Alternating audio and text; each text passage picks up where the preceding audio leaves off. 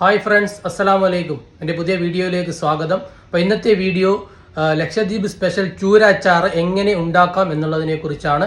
കേരളത്തിലുള്ള എൻ്റെ പല സുഹൃത്തുക്കളും ആവശ്യപ്പെട്ടുള്ള ഒരു വീഡിയോ കൂടിയാണിത്. അപ്പോൾ ഇന്നാണ് എനിക്ക് അതിനുള്ള അവസരം ലഭിച്ചത്. ഇന്ന് എൻ്റെ വീട്ടിൽ എൻ്റെ ഉമ്മയുടെ നേതൃത്വത്തിൽ പെങ്ങന്മാരും വൈഫും കൂടി ചൂര അച്ചാർ ഇടുന്നുണ്ട്. അപ്പോൾ ആ ചൂര അച്ചാർ എങ്ങനെ ഉണ്ടാക്കുന്നു, അതിനെന്തൊക്കെ ഇൻഗ്രീഡിയൻസ് ആണ് ആവശ്യമായിട്ടുള്ളത് എന്നുള്ളത് നമുക്ക് ഈ വീഡിയോയിലൂടെ കാണാം. അപ്പോൾ നമുക്കറിയാം, ലക്ഷദ്വീപിലെ ഏറ്റവും കൂടുതൽ പ്രചാരത്തിലുള്ള ഒരു വിഭവം കൂടിയാണ് ഈ അച്ചാർ. അത് പലതരം അച്ചാറുകളുണ്ട്. പപ്പലച്ചാർ, ചാള അച്ചാർ, അങ്ങനെ പല അച്ചാറുകളുണ്ടെങ്കിലും ഏറ്റവും കൂടുതൽ പ്രചാരത്തിലുള്ളത് ചൂര അച്ചാർ തന്നെയാണ്. അപ്പോൾ ചൂര അച്ചാർ ഉണ്ടാക്കാൻ എന്തൊക്കെ സാധനങ്ങളാണ് ആവശ്യമായിട്ടുള്ളത്, എങ്ങനെയാണ് ഇടുന്നത് എന്ന് നമുക്ക് നോക്കാം. അപ്പോൾ നമുക്ക് ആദ്യം വേണ്ടത് ചൂര അച്ചാറിന് ചൂര തന്നെയാണ്. അപ്പോൾ ചൂര കിട്ടിക്കഴിഞ്ഞാൽ അത് ചെറിയ ചെറിയ കഷ്ണങ്ങളായി അരിയുക എന്നുള്ളതാണ് ഏറ്റവും വലിയ ദൗത്യം. പിന്നെ നമുക്ക് ആവശ്യമായിട്ടുള്ളത് നാടൻ സുർക്ക, അതായത് കേരളക്കാർ നീര മീര എന്നൊക്കെ പറയുന്ന സുർക്ക. അതല്ല, പുളിച്ച സുർക്കയാവുന്നതാണ് ഏറ്റവും കൂടുതൽ അച്ചാറിന് ടേസ്റ്റ് നൽകുന്നത്. അപ്പോൾ സുർക്ക കിട്ടിക്കഴിഞ്ഞാൽ പിന്നെ നമുക്ക് ആവശ്യം വറ്റൽ മുളക് എന്ന് പറയും. കേരളത്തിൽ നിന്ന് കൊണ്ടുവരുന്ന വറ്റൽ മുളക് ഇവിടുത്തെ മില്ലുകളിലിട്ട് പൊടിച്ചെടുത്തിട്ടുള്ള മുളക് പൊടി, അതാണ് പിന്നെ അടുത്ത ഇമ്പോർട്ടൻ്റ് ആയിട്ടുള്ള ഒരു ഇൻഗ്രീഡിയൻസ്. അതും കൂടി കിട്ടിക്കഴിയുമ്പോൾ പിന്നെ നമുക്ക് ആവശ്യം പാമോയിൽ, അതുപോലെ ചിറ്റുള്ളി, ഇഞ്ചി, പച്ചമുളക്, കറിവേപ്പില, ഉലുവ, കടുക്, ഉപ്പ്, അതുപോലെ കായം. ഇത്രയും സാധനങ്ങൾ ഉണ്ടെങ്കിൽ നമുക്ക് നമ്മുടെ വീട്ടിൽ വെച്ച് തന്നെ രസകരമായ രുചികരമായ മീനച്ചാർ നമുക്ക് ഉണ്ടാക്കാം. അപ്പോൾ ഈ സാധനങ്ങളെല്ലാം ഇപ്പോൾ ഞങ്ങൾക്ക് അവൈലബിൾ ആണ്. അപ്പോൾ ഞങ്ങൾ എങ്ങനെയാണ് ഈ മീനച്ചാർ ഇടുന്നത് എന്നുള്ളത് ഇനി നമുക്ക് നോക്കാം. അപ്പോൾ ഈ വീഡിയോ ഫുള്ളായിട്ട് സ്കിപ്പ് ചെയ്യാതെ കാണുക. ഈ വീഡിയോ ഇഷ്ടപ്പെട്ടെങ്കിൽ തീർച്ചയായിട്ടും സബ്സ്ക്രൈബ് ചെയ്യുക, ഷെയർ ചെയ്യുക, ലൈക്ക് ചെയ്യുക. നേരത്തെ പറഞ്ഞതുപോലെ ആദ്യത്തെ പരിപാടി എന്ന് പറയുന്നത് ചൂര മുറിക്കലാണ്. നല്ല ഫ്രഷ് ആയിട്ടുള്ള, ഫ്രീസറിലൊന്നും വെക്കാത്ത ഫ്രഷ് ആയിട്ടുള്ള ചൂരയാണ് നമുക്ക് കിട്ടിയിരിക്കുന്നത്. അപ്പോൾ ചൂര മുറിക്കുന്ന ഉത്തരവാദിത്തം എപ്പോഴും ബാപ്പയാണ് ഏറ്റെടുക്കാറ്. പുള്ളിക്കാരൻ ഭയങ്കര എക്സ്പേർട്ടാണ് ചൂര മുറിക്കുന്ന കാര്യത്തിൽ. അപ്പോൾ ചൂര എത്ര കൊടുത്താലും മുറിക്കാൻ തയ്യാറാണ്. അപ്പോൾ പുള്ളിയാണ് ചൂര മുറിച്ച് കൊടുക്കുക. ചൂര മുറിച്ച് കഴിഞ്ഞാൽ അത് ചെറിയ ചെറിയ പീസുകളായിട്ട് അരിയുന്ന ഉത്തരവാദിത്തം ഉമ്മയും പെങ്ങന്മാരും ചേർന്നാണ്. അവരിപ്പോൾ അവിടെ ഇരുന്നു കൊണ്ട് നിങ്ങൾക്ക് കാണാം, ചെറിയ ചെറിയ പീസുകളായിട്ട് അരിഞ്ഞ് പാത്രത്തിലിടുകയാണ്. അപ്പോൾ ആദ്യം ചെയ്യേണ്ട ഏറ്റവും വലിയ ദൗത്യം ഇത് തന്നെയാണ്. അല്പം റിസ്ക് ആയിട്ടുള്ളൊരു ദൗത്യം കൂടിയാണ്. ചെറിയ ചെറിയ പീസുകളായിട്ട് മുഴുവൻ ചൂരയും അരിഞ്ഞ് ഇതുപോലെ പാത്രത്തിൽ വെക്കണം.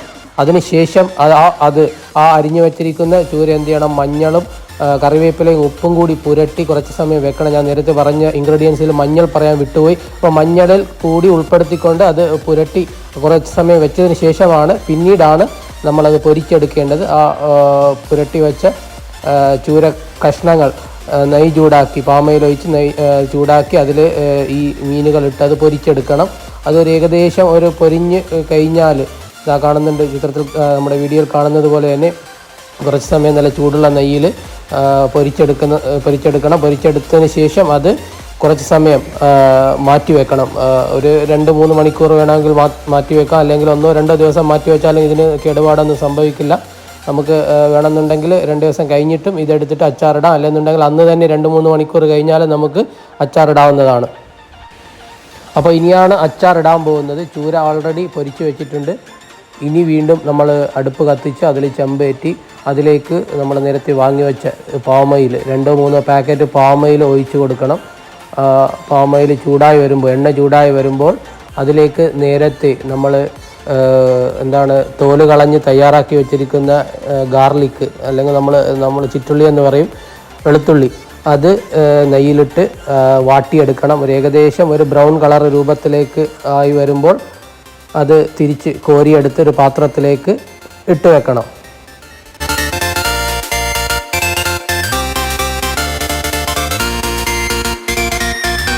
ഏകദേശം ഒരു ബ്രൗൺ കളറൊക്കെ ആകുമ്പോൾ ഇതുപോലെ പാത്രത്തിൽ നിന്ന് ഈ ഗാർലിക്ക് തിരിച്ച് വേറൊരു പാത്രത്തിലേക്ക് കോരിയെടുത്ത് വെക്കണം. അപ്പോൾ നമുക്ക് ഇതേ സമയം തന്നെ നമ്മുടെ മുളക് പൊടി, അതിലേക്ക് സുർക്ക ചേർത്ത് നല്ലോണം ഒരു കുഴമ്പ് രൂപത്തിലാക്കി വെക്കേണ്ട ഒരു പരിപാടി കൂടിയുണ്ട്. സെയിം ടൈം ആ ഭാഗത്ത് നമ്മുടെ ഈ ചിറ്റുള്ളി അതുപോലെ ഇഞ്ചിയൊക്കെ വയറ്റുമ്പോൾ ഈ ഭാഗത്ത് ഇതുപോലെ മുളക് പൊടി ഒരു പാത്രത്തിലിട്ട് ഒരു ഏകദേശം 2 കിലോളം അടുത്ത് വരും. 2 കിലോ മുളക് പൊടി, അതിലേക്കൊരു 6-7 ലിറ്റർ സുർക്ക ഒഴിച്ച് അത് കുഴമ്പ് രൂപത്തിലാക്കി വെക്കണം. അപ്പോൾ ഇവിടെ കാണുന്നുണ്ടല്ലോ, ഇനി കറിവേപ്പില, ഗാർലിക് എടുത്ത അതേ ഓയിലിലേക്ക് തന്നെ കറിവേപ്പില ഇട്ട് അതും അല്പം ഒന്ന് വയറ്റിയെടുക്കേണ്ടതുണ്ട്. ഇതൊക്കെ പിന്നീട് ചേർക്കാനുള്ളതാണ്. അപ്പോൾ അതിനു മുമ്പ് തയ്യാറാക്കി വെക്കുന്നതാണ്. കറിവേപ്പില കഴിഞ്ഞാൽ പച്ചമുളക്, നേരത്തെ 2 പീസായി അരിഞ്ഞു വെച്ച പച്ചമുളക്, അതിൻ്റെ കൂടെ ചതച്ച് വെച്ച ഇഞ്ചി, ഇഞ്ചിയും നെയ്യിലിട്ട് വാട്ടിയെടുക്കണം. ഇപ്പോൾ പച്ചമുളകും ഇഞ്ചിയും ഏകദേശം റെഡി ആയിട്ടുണ്ട്. അപ്പോൾ അതും തിരിച്ച് നമ്മൾ നേരത്തെ കറിവേപ്പിലയും അതുപോലെ ഗാർലിക്കും ഒക്കെ ഇട്ട് വെച്ചിട്ടുള്ള പാത്രത്തിലേക്ക് തന്നെ തിരിച്ച് കോരിയിടാവുന്നതാണ്.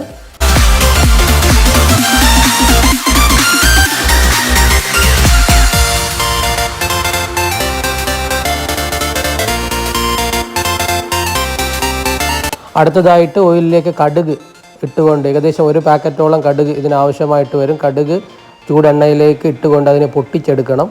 ഏകദേശം കടുകെല്ലാം പൊട്ടിക്കഴിയുമ്പോൾ അതിലേക്ക് നമ്മൾ നേരത്തെ സുർക്ക ഒഴിച്ച് കുഴമ്പ് രൂപത്തിലാക്കി വെച്ചിരിക്കുന്ന നമ്മുടെ മുളക് അത് ഈ നെയ്യിലേക്ക് ഇടുന്നതാണ് അടുത്തത്. അപ്പോൾ അത് മുഴുവനായിട്ടും ഈ ഓയിലിലേക്ക് നമ്മൾ ഒഴിച്ചു കൊടുക്കണം.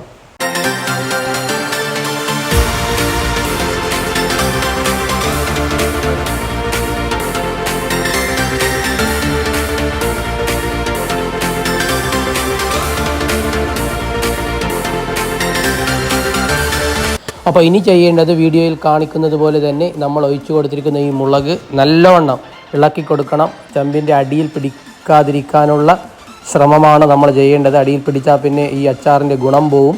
അതുകൊണ്ട് ഇടവിട്ട് അത് നമ്മൾ നല്ലോണം ഇളക്കി കൊടുക്കണം. മുളക് ഏകദേശം വെന്ത് തീരുന്നത് വരെ നമ്മൾ ഇളക്കിക്കൊണ്ടേയിരിക്കണം. അതിനുശേഷം നമ്മൾ നേരത്തെ തയ്യാറാക്കി വെച്ചിരിക്കുന്ന കറിവേപ്പില, അതുപോലെ ഗാർലിക്ക്, പച്ചമുളക്, ഇഞ്ചി വാട്ടിയെടുത്ത് വെച്ചിരിക്കുന്ന സാധനങ്ങളൊക്കെ ഇതിലേക്ക് ഇടണം. അതിന് ശേഷമാണ് നമ്മൾ തയ്യാറാക്കി വെച്ചിരിക്കുന്ന പൊരിച്ചു വെച്ചിരിക്കുന്ന നമ്മുടെ ചൂരക്കഷ്ണങ്ങൾ ഇതിലേക്ക് ഇടേണ്ടത്. അതും കൂടി ഇട്ടതിന് ശേഷം പിന്നെ വീണ്ടും ഇതിനെ ഇളക്കിക്കൊണ്ടിരിക്കണം.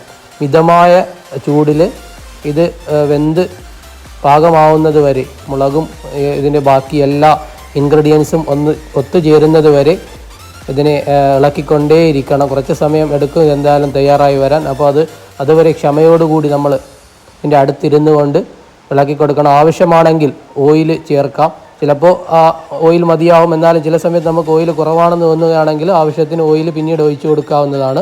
അതുപോലെ ആവശ്യത്തിന് ഉപ്പും ചേർക്കാവുന്നതാണ്. അപ്പോൾ ഇനി ഇതിലേക്ക് ചേർക്കേണ്ടത് നമ്മുടെ കടുക്, നല്ല ജീരകം, ഉലുവ എന്നീ 3 ഇൻഗ്രീഡിയൻസും മിക്സിയിൽ പൊടിച്ചെടുത്തിട്ടുള്ള ഒരു കൂട്ടാണ് ചേർക്കേണ്ടത്. അതിനുശേഷം കായം, ഒരു ചെറിയ ബോട്ടിലുള്ള കായം ഒരു 4-5 ബോട്ടിൽ ഇതിലേക്ക് ഇട്ട് കൊടുക്കണം.